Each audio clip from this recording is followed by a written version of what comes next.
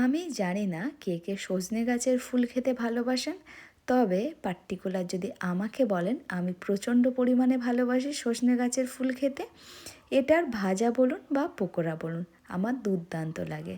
আর এই ফুলগুলো একটা সিজনেই পাওয়া যায়, কিছুদিন পরে এই ফুল থেকে সজনে ডাঁটা ধরে যাবে, তখন আর এই ফুলটা পাওয়া যাবে না।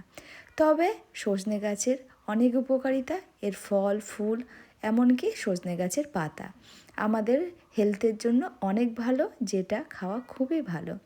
জানেন তো, পরশুদিন রাত্রিবেলা এত ঝড় বৃষ্টি হয়েছে, গাছের তলাটা পুরো একদম ফুলে সাদা হয়েছিল। কুড়িয়ে এনেছিলাম, যেহেতু এই সময়টাই পাওয়া যায় তাই মনে করি যতটা পারবো খাওয়া যেতেই পারে। তার মধ্যে একটু বাইরে বৃষ্টি হয়েছে, ঠান্ডা ঠান্ডা ওয়েদার, তাই আর ফুলগুলোকে ভাজা করলাম না, একটু পকোড়া বানিয়ে নিলাম।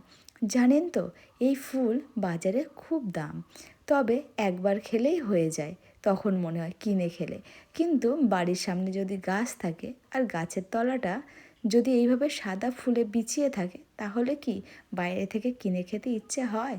তখন মনে হয় গাছের থেকে কুড়িয়েই নিই, এইভাবেই কুড়িয়ে খাওয়া হয়। তবে জানেন তো, যে আজকে এতটা টাটকা ফুল দেখছেন আপনারা, এতটাও টাটকা ফুল হয়তো আমরা পাই না, কারণ হাওয়া দেয় যখন কয়েকটা করে পরে, কিছুক্ষণ মানে 1-2 ঘন্টা পরে পরে গিয়ে দেখলে প্রায় 1 বাটি মতন ফুল পাওয়া যায়। কিন্তু যেহেতু ঝড় হয়েছিল, সেই জন্য গাছের তলাটা পুরো সাদা হয়েছিল। সবাই মানে মোটামুটি মতন অনেক ফুল কুড়িয়ে নিয়ে গেছে, আর আমিও দেখেছেন কতটা পরিমাণে ফুল কুড়িয়ে এনেছিলাম।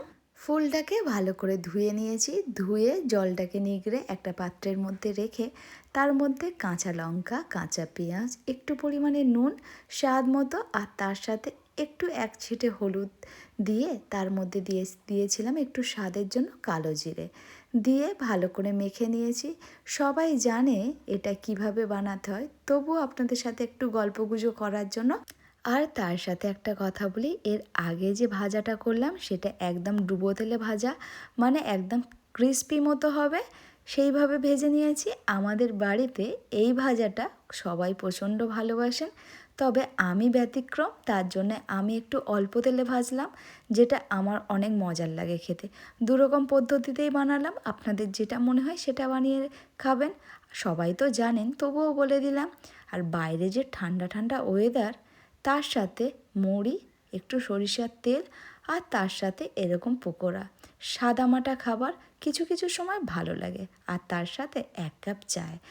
যেহেতু আমাদের বাড়িতে কেউ দুধ চা খায় না, তার জন্য আমি লিকার চা বানিয়ে নিয়েছিলাম। জানেন তো, কিছু কিছু সময় এরকম সাদামাটা খাবার বড্ড ভালো লাগে। আর তার মধ্যে সিজনের যেসব ফল বা ফুল হয়, আমি মনে করি সবসময় ট্রাই করার জন্যে, কারণ এই একটা সময়ই তো পাওয়া যায় বলুন না, কিছুদিন পাওয়া যাবে, তারপরে আর পাবো না।